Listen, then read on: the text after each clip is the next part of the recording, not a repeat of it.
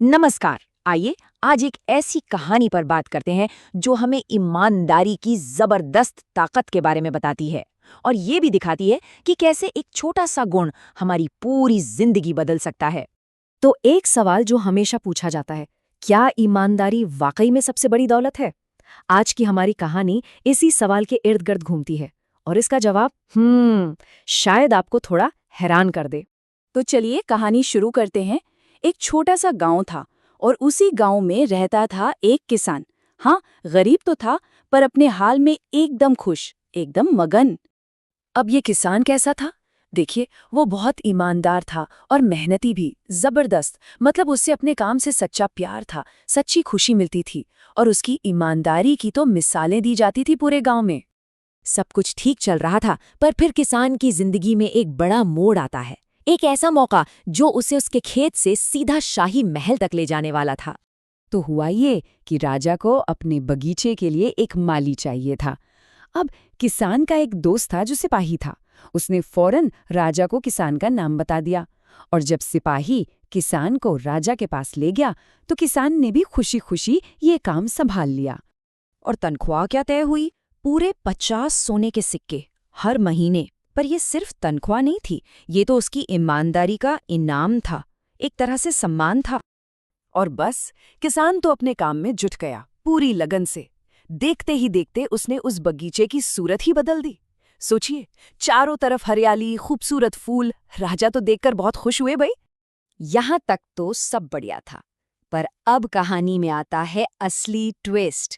एक ऐसा मोड़ जहां किसान की ईमानदारी की सबसे बड़ी परीक्षा होने वाली थी और ये परीक्षा उसकी पूरी जिंदगी बदलने वाली थी। तो हुआ यूं कि एक दिन किसान बगीचे में खुदाई कर रहा था। अचानक उसे जमीन के नीचे कुछ टकराने की आवाज आई, कुछ सख्त सा। उसने और खोदा और जो चीज बाहर निकली उसकी तो उसने कभी कल्पना भी नहीं की थी। वो था सोने और चांदी से लबालब भरा एक बहुत बड़ा संदूक, एक ऐसा खजाना जो किसी की भी किस्मत पलट दे। और बस यहीं से किसान के मन में वो कश्मकश शुरू हो गई। अब सोचिए, किसान के दिमाग में क्या चल रहा होगा। एक तरफ लालच कह रहा था, रख ले ये खजाना, सारी गरीबी दूर हो जाएगी। और दूसरी तरफ उसकी ज़मीर की आवाज़ थी, नहीं, ये गलत है, राजा को सच बताना ही सही होगा। उसने कौन सा रास्ता चुना होगा? तो चलिए अब देखते हैं कि किसान के इस फैसले का नतीजा क्या निकला। क्या हुआ उसकी ईमानदारी का? किसान ने एक पल की भी देरी नहीं की। उसने अपनी ज़मीर की सुनी और वो संदूक उठाकर सीधा पहुंच गया राजा के पास और जाके सब कुछ सच सच बता दिया। राजा किसान की ईमानदारी देखकर बहुत खुश हुआ, पर जब उसने वो संदूक देखा ना तो उसकी खुशी का ठिकाना ही नहीं रहा। क्यों? क्योंकि वो कोई मामूली खजाना नहीं था, वो तो उसके पुरखों की खोई हुई दौलत थी जिसे वो लोग सालों से ढूंढ रहे थे। अब राजा इतना खुश था कि उसने किसान से कहा, मांग, जो मांगना है मांग। पर किसान का जवाब सुनिए। उसने बड़े आराम से कहा, मालिक, मुझे कुछ नहीं चाहिए, मेरे पास जो है मैं उसी में खुश हूं। मतलब वो आदमी इतना संतुष्ट था। किसान की ये बात सुनकर तो राजा का दिल ही पिघल गया। राजा ने सोचा, इतना ईमानदार और निस्वार्थ इंसान ये सिर्फ एक माली बनकर नहीं रह सकता, इसे तो मेरे साथ होना चाहिए। और बस राजा ने उसे अपना मंत्री बना दिया।